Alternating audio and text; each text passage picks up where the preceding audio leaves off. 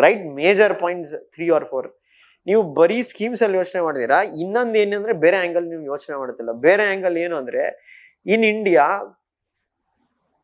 the party or political competition is on the rise. Means different parties are trying to compete with each other, and that is why they are promising many things to bring under directive principle of DPSP. For example, BJP's schemes with respect to women welfare schemes, or Congress schemes with respect to empowering the labor class, etc. Or judiciary in recent times have given directions to the government. For example, implementation of UCC in that regard. Fourth, today India is the third largest economy in terms of power purchasing parity. India's income, means government's wealth, has increased to a certain extent. So today the state has capacity to implement various DPSP. That is why in recent times they are giving more importance to it.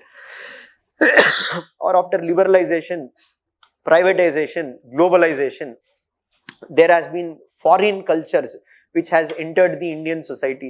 So today there is need to protect our customs and traditions, and that is why you can see many of the BJP ruled states, they brought cow prohibition slaughter bills, or you can say protection of monuments and his places of national significance. ಅಂದ್ರೆ ನೀವು ಆ direction ಅಲ್ಲಿ ಯೋಚನೆ ಮಾಡಿ ಬರಿಬೇಕು. ನೀವ್ ಹೆಂಗಂದ್ರೆ population ಜಾಸ್ತಿ ಆಗ್ತಿದೆ, ಆಯ್ತು, ಪಾಪ್ಯುಲೇಷನ್ ಜಾಸ್ತಿ ಆಗದೆ ಪ್ರಾಬ್ಲಮ್ ಅಲ್ಲ. ಪಾಪ್ಯುಲೇಷನ್ ಜಾಸ್ತಿ ಆಗಿಂದ ಸೆಕೆಂಡರಿ ಪ್ರಾಬ್ಲಮ್ಸ್ ಏನ್ ಕ್ರಿಯೇಟ್ ಆಗುತ್ತೆ, right? So obviously if your population is increasing but your income is not increasing, or that population increase, what is there, the what you can say GDP that has been growing, it is not equally distributed, then it's a problem. Population increase itself is not a problem. Countries like Japan are facing the problem of lack of population increase. There is a decline of population. So population increase can be a strength or can be a weakness based on what policies we bring. Demographic dividend, or if it is not managed properly, it can become demographic curse.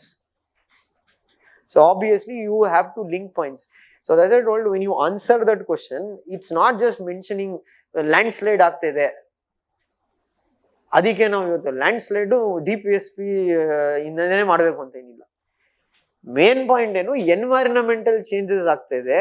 Obviously that is leading towards what the state will have to bring policies in order to protect the environment as a whole. ಅಲ್ಲಿ ಎಲ್ಲ ಬರುತ್ತೆ, global warming, landslide etcetera.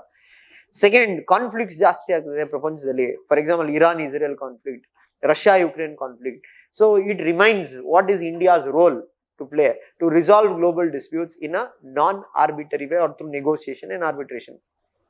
Third, because of the new working culture, LPG reforms admile, weakening of the labor laws in India has led to what exploitation of the labor or the gig workers. Hence now many states like Rajasthan, Karnataka, they have brought Gig Workers Act, or they are planning to bring Gig Workers Act.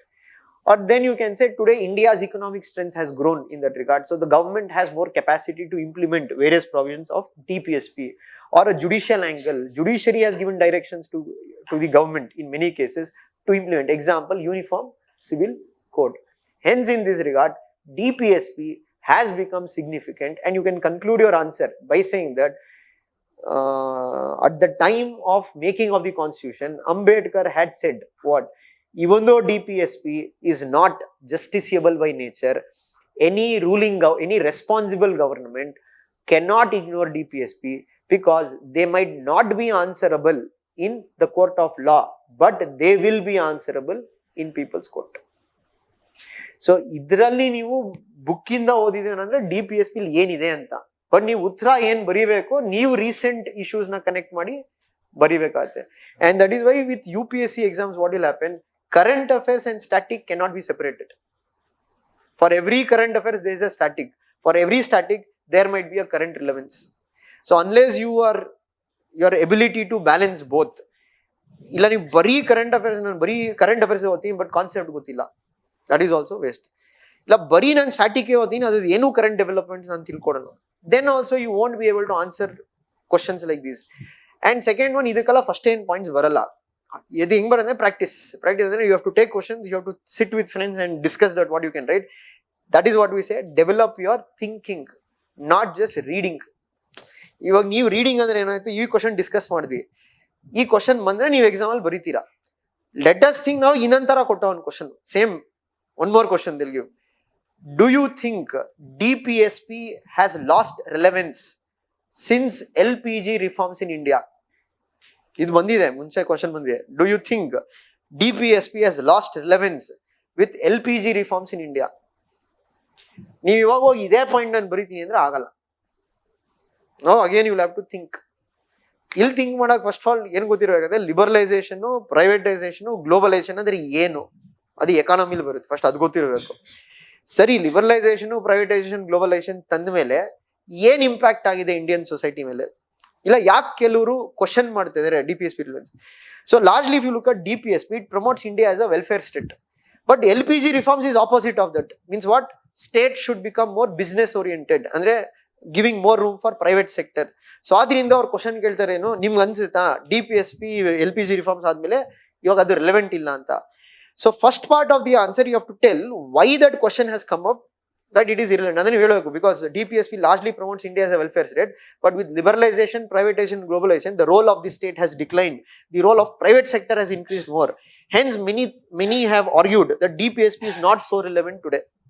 ಆದರೆ now you have to bring your arguments. But however, DPSP is significant even now. ಹೆಂಗೆ? With LPG reforms, labor exploitation happened. Contract labor, gig workers have emerged. So ಅಲ್ಲಿ relevance ಬರೆಯಬೇಕು DPSP. With liberalization, privatization, globalization, inequality increased within Indian society, means jobless growth. With liberalization, privatization, globalization, the urban India developed, but rural India lagged behind. Now you have to bring Manrega, Mudra, schemes which are bringing for rural development. With liberalization, privatization, globalization, they gave more importance to economic growth, not sustainable development. Means environmental disaster happened, and that is why DPSP is still relevant.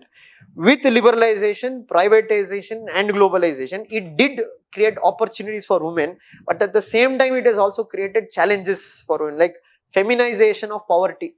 ಅಂದ್ರೆ poverty ಯಾರಿದ್ದಾರೆ ಅಂದ್ರೆ ಕಮ್ಮಿ ಆಗಿದೆ, but ಯಾರಲ್ಲಿ ಕಮ್ಮಿ ಆಗಿಲ್ಲ ಅಂದ್ರೆ women ಅಲ್ಲಿ ಜಾಸ್ತಿ ಆಗಿದೆ poverty. So it has created more opportunities for men than women in that regard. Hence in this regard, even today are COVID-19 when it happened, market failed. ಅಂದ್ರೆ there was no private sector was not able to solve the problem. The government had to make a comeback, and government had to give vaccines to the people at large. So these shows that the DPSP is more relevant than ever with liberalization, privatization and globalization. ತಿರ್ಗಾ ಇದಕ್ಕೆ ನೀವು ಕೇಳಿದ್ರೆ sir ಇದೆಲ್ಲ ನಾನು ಬರ್ಕೊಂತೀನಿ, my problem my point is that ನೀವು ಇದಕ್ಕೆ ಅಂತ ಎಷ್ಟಂತ ಬರ್ಕೊಂಡು ಹೋಗ್ತಿರ್ತಾರ ನೋಟ್ಸ್, ಹಂಗಾಗಲ್ಲ. ನೀವು unless you understand what is liberalisation, privatisation, globalisation, unless you know what is the drawback of this liberation, and then you are able to link to DPSP. An example ಅದನ್ನೇ ಕೇಳ್ತಾ ಇರೋದು. ಯಾಕೆ ಅಂದ್ರೆ he is not looking for bookworms. Bookworms ಯಾರು ಅಂದ್ರೆ ಮಕ್ಕಿ ಓದ್ಕೊಳೋದು.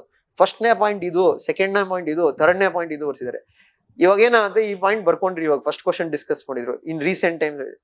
ಈ LPG reforms ಬಂದಾಗ ಅವ್ನು ಗೊತ್ತಾಗಲ್ಲ ಏನ್ ಬರೀಬೇಕು ಅಂತ. ಇಲ್ಲ ನೀವು ಏನು ಆ ಆನ್ಸರ್ ಬರೆದ್ರು ಇದೇ ಆನ್ಸರ್ ಬರೆದ್ರೆ ಮೇ ಬಿ ಅರ್ಧ ಮಾರ್ಕ್ಸ್ ಸಿಗುತ್ತೆ. ಯಾಕೆಂದ್ರೆ ನೀವು ಕಾನ್ಸೆಪ್ಚುಲಿ ಅಡ್ರೆಸ್ಸೇ ಮಾಡಿಲ್ಲ. ಲಿಬರಲೈಸೇಷನ್, ಪ್ರೈವೇಟೈಸೇಷನ್ ಅಂದ್ರೆ ಏನು, ಅದಾದ್ಮೇಲೆ ಏನಕ್ಕೆ ಕ್ವಶನ್ ಮಾರ್ಕ್ ಬಂತು DPSP ಮೇಲೆ, ಆಮೇಲೆ ನಿಮ್ಮ ಆರ್ಗ್ಯುಮೆಂಟ್ಸ್ ಏನಕ್ಕೆ DPSP ಇವತ್ತು ಕೂಡ ರಿಲೆವೆಂಟ್ ಇದೆ. And that's why we say mains is not about rote learning, mains is more about your analytical abilities.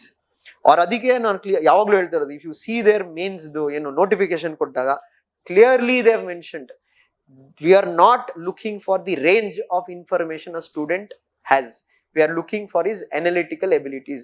Or ಏನಕ್ಕೆ ಅದು ಹೇಳ್ತಾ ಇರೋದು ರೇಂಜ್ ಆಫ್ ಇನ್ಫಾರ್ಮೇಶನ್, ಇವಾಗ ಆನ್ಸರ್ ಹೋಗೋ ಬರೀತಾನೆ answer. DPSP novel feature of constitution, DPSP borrowed from Ireland, DPSP 36 to 51, DPSP as Gandhian provision, socialist provisions, ಈ provision ಆಳು ಮೂಳು ಎಲ್ಲ ಬರೀತಾನೆ, ಎಲ್ಲ ಇನ್ಫಾರ್ಮೇಶನ್ ತುಂಬಿಸ್ತೇನೆ. ಸೊನ್ನೆ. ಯಾಕೆ ಸೊನ್ನೆ ಅಂದ್ರೆ ನೀನ್ ಬರ್ದಿರೋದು DPSP ಅಂದ್ರೆ ಏನು ಅಂತ. You never answered the question saying that how LPG reforms and what is the link between directive principle of state policy. ಇದನ್ನ ನೀವು ಕಲಿಬೇಕು ಅಂದ್ರೆ ನಾನು ಹೇಳೋದು there is only one way. You have to solve more number of questions and you will also have to be good in interlinking. ಅಂದ್ರೆ ನೀವು ಜಾಗ್ರಫಿಲಿ ಏನು ಓದಿದಿರಾ, ಎಕಾನಮಿಲಿ ಓದಿರಾ, ಪಾಲಿಟಿಲಿ ಏನು ಓದಿರಾ, ಎಲ್ಲಾನು ಇಂಟರ್ಲಿಂಕ್ ಮಾಡೋದು ಕಲಿಬೇಕಾಗತ್ತೆ. ಸೊ ಜಾಗ್ರಫಿಗೂ ಪಾಲಿಟಿಗೂ ಲಿಂಕ್ ಇದೆ. ಹೆಂಗೆ? ಸಿಂಪಲ್ ಎಕ್ಸಾಂಪಲ್, ನೀವು ಈ ಬ್ಯಾಕ್ವರ್ಡ್ ಸ್ಟೇಟ್ಸ್ಗೆ ಸ್ಪೆಷಲ್ ಕೆಟಗರಿ ಸ್ಟೇಟಸ್ ಏನ್ ಕೊಟ್ಟಿದೆ, that is also based on geographical factors. Plain and simple. ಎಕಾನಮಿಗೂ ಪಾಲಿಟಿಗೂ ಲಿಂಕ್ ಇದೆ. ಪ್ಲೇನ್ ಎಕ್ಸಾಂಪಲ್ ನಾವು ಜಸ್ಟ್ ನಾವು ಡಿಸ್ಕಸ್ LPG ರಿಫಾರ್ಮ್ಸ್ಗೂ ಗ್ಲೋಬಲೈಸೇಷನ್. ಹಿಸ್ಟ್ರಿಗೂ ಪಾಲಿಟಿಗೂ ಲಿಂಕ್ ಇದೆ. British rule in India and how it shaped the constitution. ಇಲ್ಲ ನೀವು ಪಾಲಿಟಿಗೂ ಇಂಟರ್ನ್ಯಾಷನಲ್ ರಿಲೇಷನ್ಸ್ಗೂ ಲಿಂಕ್ ಇದೆ. DPSP article 51A. ಸೊಸೈಟಿಗೂ ಪಾಲಿಟಿಗೂ ಲಿಂಕ್ ಇದೆ. ಸೊಸೈಟಿ ಅಂದ್ರೆ ಏನು, ಸಮಾಜದಲ್ಲಿ ಯಾರು ಹಿಂದೆ ಇದ್ದಾರೆ, scheduled cost, scheduled tribe, OBC, minorities etcetera. Polity ಹೆಂಗಂದ್ರೆ ಕಾನ್ಸ್ಟಿಟ್ಯೂಷನ್ ಏನು ಅವಕಾಶ ಮಾಡ್ಕೊಡುತ್ತೆ. So the whole UPSC pattern is that what you have to be good in interlinking. ಎಥಿಕ್ಸ್ಗೂ ಪಾಲಿಟಿಗೂ ಲಿಂಕ್ ಇದೆ, ಬಿಕಾಸ್ ದೇರ್ ಕಾನ್ಸ್ಟಿಟ್ಯೂಷನಲ್ ಮೊರಾಲಿಟಿ ಅಂತ ಹೇಳ್ತೀವಿ. So what is the values promoted by the constitution. And that's why I told mains yaar bega clear ಮಾಡ್ತಾರೆ ಅಂದ್ರೆ one who has the ability to interlink the points and one who has shaped his idea to think. Who will not clear mains ಅಂದ್ರೆ one who is just reading the subject for sake of reading, ಅಂದ್ರೆ ಬರೀ ಬಯಾಟ್ ಮಾಡೋದು ಕೂತ್ಕೊಂಡು DPSP ಅಂದ್ರೆ ಏನು. ಅದಕ್ಕೆ ಏನು ಹೇಳಿದ್ದು, ನೀವು KPSC ಕ್ಲಾಸಸ್ಗೆ ಹೋದ್ರೆ ಅಲ್ಲಿ ಬೇರೆ, ಇಟ್ಸ್ ಡಿಫ್ರೆಂಟ್. ಅಲ್ಲಿ ಸಂವಿಧಾನ ಅಂದ್ರೆ ಏನು, ಸಂವಿಧಾನ ಶಿಲ್ಪಿ ಯಾರು, ಫ್ಯಾಕ್ಟ್ಸ್ ಯಾರು, ವೈ, ಬಿಕಾಸ್ ದಟ್ ಎಕ್ಸಾಂಪಲ್ ಬರದೇ ಪ್ರಶ್ನೆ ಹೂ ಇಸ್ ದಿ ಬೇಕರ್. ಅದೇ ನೀವು ಆ ಸ್ಟೂಡೆಂಟ್ನ ಕರ್ಕೊಂಡ್ಬಿಟ್ಟು UPSC ಎಕ್ಸಾಮ್ ಬರ್ಸಕ್ ಟ್ರೈ ಮಾಡಿದ್ರೆ without changing his preparation strategy, obviously you might not get the result. So that's why I told, question ನೀವು ನೋಡೋಕೆ ಹೋಗ್ಬಿಡಿ. ಡೋಂಟ್ ಥಿಂಕ್ ದಟ್ ಈ ಆನ್ಸರ್ ಇದೇ ನೋಟ್ಸ್ ಅಂತಲ್ಲ. You start thinking that what you can write. ಸ್ವಲ್ಪ think ಮಾಡಕ್ start ಮಾಡಿ. Think ಮಾಡಿದ್ರೆ ನಿಮಗೆ ಪಾಯಿಂಟ್ಸ್ ಬರುತ್ತೆ. It's not that this points have to be read. ನಿಂಗೆ ಲಿಬರಲೈಸೇಷನ್ ಗೊತ್ತಾ, ಪ್ರೈವೇಟೈಸೇಷನ್ ಗೊತ್ತಾ, ಗ್ಲೋಬಲೈಸೇಷನ್ ಗೊತ್ತಾ, ಅದ್ರ ನೆಗೆಟಿವ್ ಎಫೆಕ್ಟ್ಸ್ ಏನಿದೆ ಗೊತ್ತಾ, link that to what DPSP, your answer is done. And that's why I told, ಇಲ್ಲಿ ಫ್ಯಾಕ್ಟ್ಸ್ ಅಷ್ಟೊಂದು ನೆನ್ಪಿಟ್ಕೊಬೇಕಾಗಿಲ್ಲ, ಬಟ್ ನೀವು ಅಬ್ಸರ್ವ್ ಮಾಡ್ತಾ ಇರ್ಬೇಕಾದ್ರೆ what is there. Got it? So that's why I told, in mains now I can't tell that ನೋಡಿ ಇದೇ question ಬರುತ್ತೆ ನೀವು ಇದೇ ಆನ್ಸರ್ ಬರಬೇಕು, ಬರಲ್ಲ. ಸೇಮ್ ಕ್ವಶನ್ ಬರಲ್ಲ. ಸೇಮ್ ಥೀಮ್ಡ್ ಕ್ವಶನ್ ಬರ್ಬೋದು. ಸೇಮ್ ಥೀಮ್ಡ್ ಅಂದ್ರೆ the dimension what they're asking that can come, but same question ಬರುತ್ತಾ 100% ಬರಲ್ಲ. Because UPSC are also not fools to ask the same question again and again, but they might ask the same themed question in a different way. Got it? So ನೀವು ಮನೆಯಲ್ಲಿ ಏನು ಬರಿಬೇಕಾದ್ರೆ ಇವಾಗ ಏನು question ಬರ್ಕೊಂಡ್ರಿ ಅಷ್ಟಕ್ಕೂ ನೀವು answers ಬರಿಬೇಕಾಗುತ್ತೆ. ನಾನು ಹೇಳೋದು answer ಬರೆಯೋದನ್ನ ಹೆಂಗಂದ್ರೆ ಸುಮ್ಮನೆ ರಶ್ ಮಾಡ್ಬಿಟ್ಟು ಬರೆಯೋದು. ಫಸ್ಟ್ ಕೂತ್ಕೊಂಡು ಕ್ವಶನ್ನ ಥಿಂಕ್ ಮಾಡಿ. Or if you have groups 2-3 people, sit and discuss that what you can write. ನೀವು ಒಂದ್ಸತಿ ಡಿಸ್ಕಸ್ ಮಾಡಿ ಪಾಯಿಂಟ್ಸ್ ಜನರೇಟ್ ಮಾಡಿದ್ಮೇಲೆ ಟೈಮ್ ಇಟ್ಕೊಂಡು ಬರೀರಿ. ಇಲ್ಲಾಂದ್ರೆ take half an hour and try to write the answer. ಇದನ್ನ ನೀವು ಒಂದು ಲಾಂಗ್ ಟರ್ಮ್ ಅಲ್ಲಿ ಮಾಡಿದ್ರೆ, let us take 6 months, you are able to do it 100% by the end of 6 months. Your skills would have drastically increased from the exam point of view. ಇಲ್ಲ ನೀವು next 6 months ಹೆಂಗೆ ಅಂದ್ರೆ ನಾನು ಬರೀ ಪಾಠ ಕೇಳ್ತೀನಿ, ಬರೀ ನೋಟ್ಸ್ ಬರ್ಕೊಂತೀನಿ, ನಾನು ಬರೀ ಮನೆಗೆ ಹೋಗ್ಬಿಟ್ಟು ಅದೇ ನೋಟ್ಸ್ ರಿವೈಸ್ ಮಾಡ್ತೀನಿ. ಈಗ ಕಾಲೇಜಲ್ಲಿ ಮಾಡ್ತೀವಲ್ಲ, ಇನ್ನು tuitions, school tuitions, teacher notes ಕೊಟ್ಟವ್ರೆ, ನಾನು ಇವಾಗ ನೋಟ್ಸ್ ಬರೀತೀನಿ. ಇಲ್ಲ ನನಗೆ ಅಸೈನ್ಮೆಂಟ್ ಕೊಟ್ಟಿದ್ದಾರೆ, ಇಲ್ಲ ಅಸೈನ್ಮೆಂಟ್ ಅಲ್ಲ work. That's why I told, don't treat this as a school exam. Don't treat this like coaching industry ಬಂದ್ಬಿಟ್ಟು ಏನಪ್ಪ ನೀನು ಇಡ್ಲಿ ತಿಂದ, ಮೊಟ್ಟೆ ತಿಂದ, ಹೆಂಗಿದೆ ನಿನ್ನ situation. This is a competitive exam, and obviously for the competition try to be competitive. Okay, and second one, yes, you are still new, andre there's lot to learn and lot to experience. ಕೆಲವು ಇವಾಗ ಹೇಳಿದ್ರು ಅರ್ಥ ಆಗಲ್ಲ. ಯಾಕೆಂದ್ರೆ maybe your viewing of things is completely different about how I am viewing things, but I can see how I was when I was there. ಇವಾಗ ಯಾರೋ ನನಗೂ ಬಂದು ಹೇಳಿದಾಗ ನಾನು ಇವನು ಏನ್ ಗುರು ಏನ್ ಹೇಳ್ತಾನೆ. ಏನಕ್ಕೆ ಆ ಥರ ಅನ್ಸುತ್ತೆ ಅಂದ್ರೆ, ನಾವು ನೋಡ್ತಾ ಇರೋ ದೃಷ್ಟಿನೇ ಬೇರೆ. ನಮ್ಗೆ ಏನ್ ಅನ್ಸುತ್ತೆ, ಬೆಟ್ಟ ಇನ್ನೇನು ಹತ್ತಿರದಲ್ಲಿ ಇದೆ, ನಾನು ಹತ್ತು ಬಿಡ್ತೀನಿ ಅಂತ. ಬಟ್ ಅಲ್ಲಿ ಹತ್ತಾವಾಗಲೇ ಗೊತ್ತಾಗುತ್ತೆ ದಟ್ ದೂರದ ಬೆಟ್ಟ ಯಾವಾಗಲೂ ನುಣ್ಣಗೆ ಕಾಣಿಸೋದು ಅಂತ. But it does not mean you can't claim. You have to build the skills to climb the mountain. And second one, that's why I told, answer writing and the mains is the main part of the exam, not prelims. And if you are only preparing for prelims, even if you clear prelims, you will fail in mains. Yakendre the time what you get is not enough to prepare. Andre 2 ತಿಂಗಳಲ್ಲಿ 3 ತಿಂಗಳಲ್ಲಿ ನೀವು ಇಡೀ mains ಮುಗಿಸ್ತೀನಿ, impossible. First you should always read for mains. Prelims is what you can start from January or February. ಯಾಕೆಂದ್ರೆ ಇವಾಗ mains ಏನು ಮಾಡಿದೀವಿ, ಇದ್ರ ಆಬ್ಜೆಕ್ಟಿವ್ ಪಾರ್ಟೇ ಪ್ರಿಲಿಮ್ಸ್. ಅಂದ್ರೆ ಇವಾಗ DPSP ಅವ್ರ ಫಿಲಿಮ್ಸ್ ಅಲ್ಲಿ ಏನ್ ಕೇಳ್ಬೋದು, LPG ರಿಫಾರ್ಮ್ಸ್ ಏನ್ ಇಂಪ್ಯಾಕ್ಟ್ ಆಯ್ತು ಅವೆಲ್ಲ ಕೇಳಕ್ ಚಾನ್ಸ್ ಇಲ್ಲ ಫಿಲಿಮ್ಸ್ ಅಲ್ಲಿ. ಯಾಕೆಂದ್ರೆ ಇವೆಲ್ಲ subjective. You have to only ask what is objective. ಕೇಳಿದ್ರೆ ಫಿಲಿಮ್ಸ್ ಅಲ್ಲಿ ಏನ್ ಕೇಳ್ಬೋದು, ಅಂದ್ರೆ ಇವಾಗ DPSP ಅವ್ರ ಫಿಲಿಮ್ಸ್ ಅಲ್ಲಿ ಏನ್ ಕೇಳ್ಬೋದು, LPG ರಿಫಾರ್ಮ್ಸ್ ಏನ್ ಇಂಪ್ಯಾಕ್ಟ್ ಆಯ್ತು ಅವೆಲ್ಲ ಕೇಳಕ್ ಚಾನ್ಸ್ ಇಲ್ಲ ಫಿಲಿಮ್ಸ್ ಅಲ್ಲಿ. ಯಾಕೆಂದ್ರೆ ಇವೆಲ್ಲ ಸಬ್ಜೆಕ್ಟಿವ್.